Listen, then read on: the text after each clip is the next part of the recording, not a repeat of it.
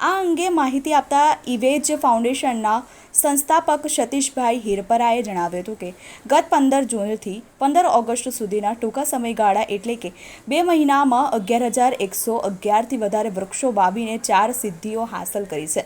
વડાપ્રધાન નરેન્દ્ર મોદીજી દ્વારા વિશ્વભરમાં ગ્લોબલ વોર્મિંગ સામે લડવા માટે હંમેશા પોતાના વક્તવ્યમાં આ બાબતે સૂચના આપી છે. તેમજ કોરોના કાળ દરમિયાન ઓક્સિજન બાબતે વિશ્વભરમાં વૃક્ષોના વાવેતર અને જતન માટેની બાબત સૌથી આગળ ઉભરી આવી છે અને પર્યાવરણ બચાવવું અને વૃક્ષોનું વાવેતર કરવું એ આપણી પહેલી ફરજ છે. આ વર્ષે ઇવેજ ફાઉન્ડેશન સાથે યુનિવર્સલ અમેઝિંગ વર્લ્ડ રેકોર્ડ્સના ડિરેક્ટર અશ્વિન ભાઈ સુધાણી માર્ગદર્શન હેઠળ સુરત શહેરના અલગ અલગ વિસ્તારમાં 11,111 વૃક્ષોના વાવેતર અને જતન માટે સંકલ્પબદ્ધ થયા હતા. અમે 2 મહિનામાં જ 11,111થી વધારે વૃક્ષોનું વાવેતર કર્યું હતું. આ વૃક્ષારોપણને લઈ અમને 4 વર્લ્ડ રેકોર્ડ એનાયત થયા છે. Golden book world record, India book world record, Asia book of world record, universal amazing world રેકોર્ડમાં નામ નોંધાયું છે. ઇવેજ ફાઉન્ડેશનના અન્ય કાર્યો એને પ્રોજેક્ટની વાત કરતા સતીશભાઈ હિરપરાએ જણાવ્યું હતું કે અમારી દ્વારા ગરીબ પરિવારને આર્થિક તેમજ રાશન સુવિધા પૂરી પાડવામાં આવી રહી છે.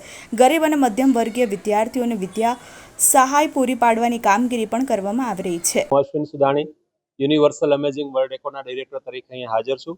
સાથે સાથે અન્ય 3 વર્લ્ડ રેકોર્ડ સંસ્થાના રિપ્રેઝેન્ટેટિવ તરીકે મારે અહીંયા હાજરી છે. ખાસ કરીને ઇવેજ કંપની જેમના ડિરેક્ટર છે સતીશભાઈ હિરપરા, એમને સમાજ માટે રાષ્ટ્ર માટે કંઈ કરવું હતું.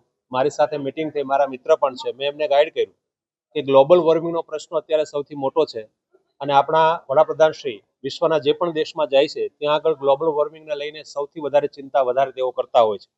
આ સિવાય કોરોના કાળમાં આપણને ખ્યાલ આવ્યો કે ઓક્સિજન આપણા માટે ખૂબ મહત્વનો છે. ઓક્સિજન આપણે જાણીએ છીએ કે વૃક્ષોમાંથી મળે છે. એટલે જે પ્રકારના વૃક્ષોમાંથી ઓક્સિજન મળે એ પ્રકારના વૃક્ષોને સુરત શહેરની અંદર વધુમાં વધુ વાવેતર કરવું જોઈએ એવું અમે આયોજન કર્યું અને 11,111 વૃક્ષોનું વાવેતર કરવું અને એને ઉગાડવા, માત્ર વાવવું એવું નહીં, આવું નક્કી કરી અને સતીશભાઈ હિરપરાને અમે ગાઈડન્સ આપ્યું.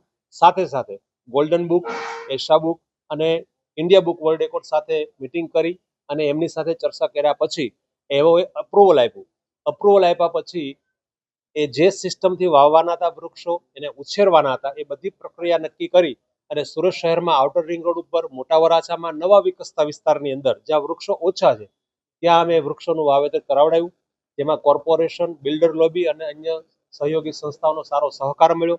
એક નવી પ્રકારની જાગૃતિ, અવેરનેસ લાવવા માટેની અમારી જે કોશિશ હતી એમાં સુરત શહેરની જનતાનો અમને ખૂબ વધારે સપોર્ટ મળ્યો.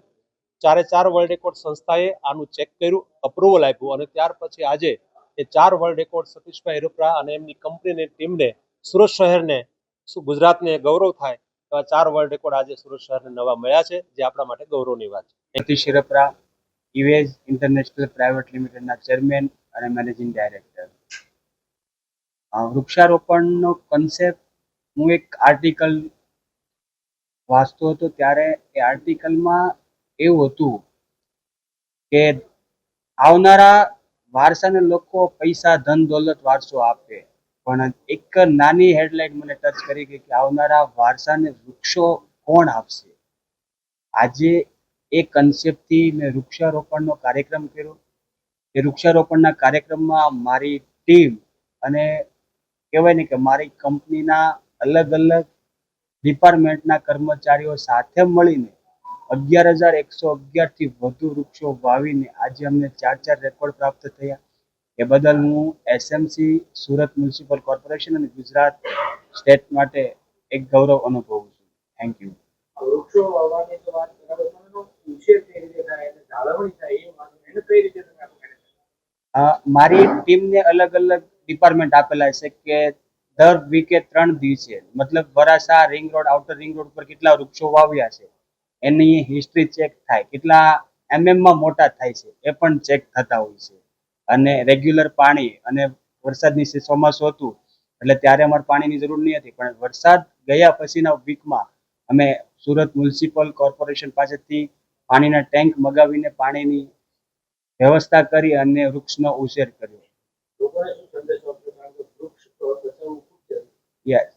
વૃક્ષ હું તો દરેક સુરત શહેરવાસીઓને કહું છું કે વૃક્ષારોપણ કરવું એ ખૂબ અગત્યની વાત છે અને વૃક્ષોનું જતન કરવું એ પણ અગત્યની વાત છે.